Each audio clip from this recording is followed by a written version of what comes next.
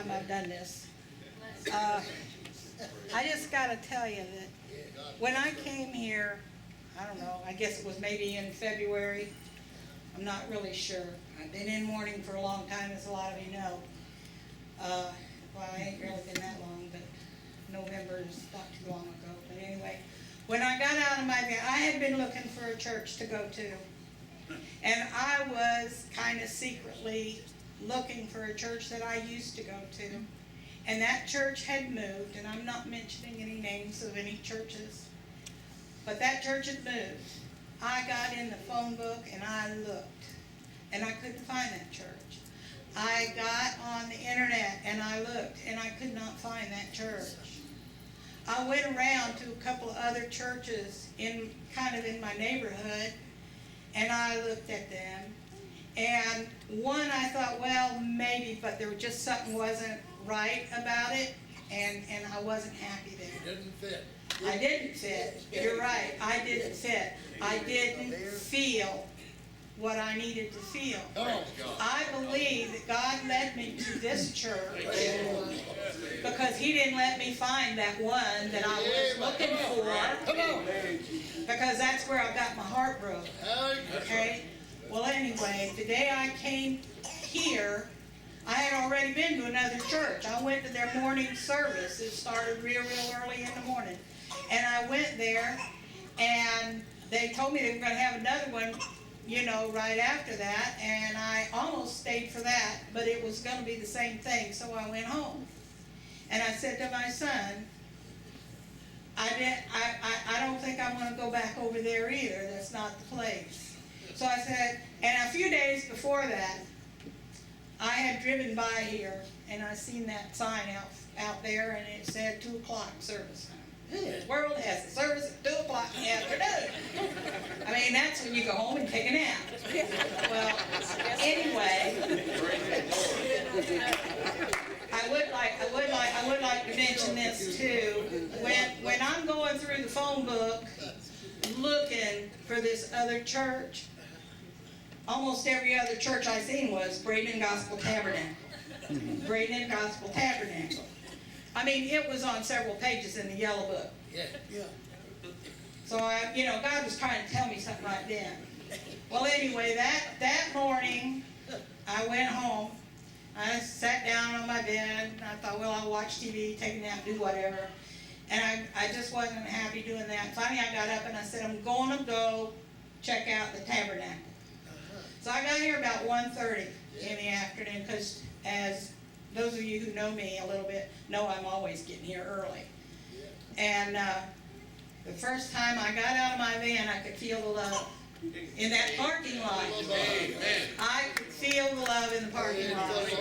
And the very first person I saw was that man right there, Brother Lee Wallace. And he had a smile on him a mile wide. And he said, I think I know you. And I said, no, you don't. And he says, oh, I'm sure I know you. Well, as it turned out, after we talked a while, I reminded him of one of his relatives. Poor lady, I feel for her. But anyway, he brought me in. He brought me in here. He's got me this chair, or this seat. I told him I like to sit up front. I like to know what's going on. I like to be up front. And he brought me right here. And I've been sitting there ever since. I haven't missed any of the regular church services. Oh, you haven't. I was sick, and I needed to go to the doctor, and he wanted me to go on a special diet. I said, can't do it. We're going to have a convention, and they're going to have food, and I'm going to eat what they have. So I did. Then I took the medicine afterwards. Wasn't nothing wrong with me anyway.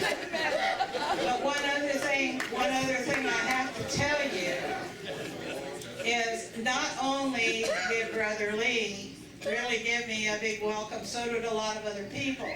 And another one was the guy sitting right next to him, Brother Stewart.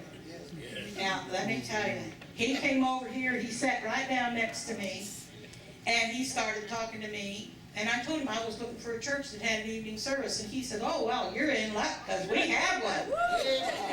And he said, we're going to have service, and then we're going to quit, and we're going to go in there, and we're going to eat. and you are invited. Amen.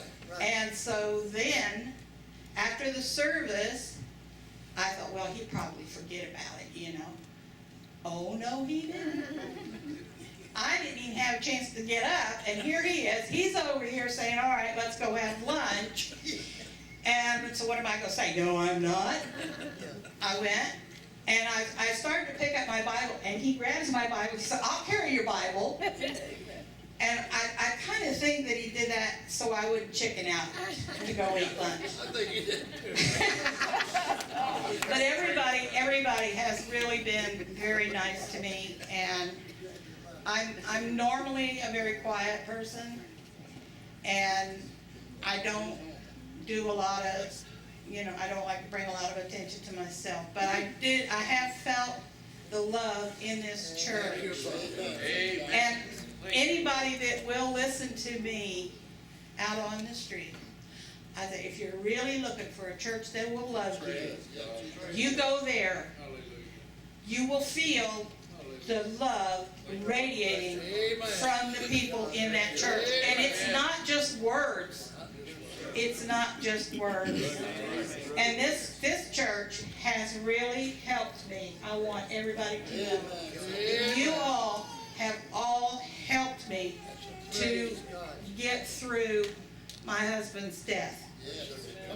When we were only married 26 years, we used to ride our motorcycle and decorated it for Christmas, and we traveled a lot.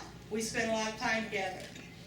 But before we would ever go out, I always prayed and asked God to watch over us. We never had an accident.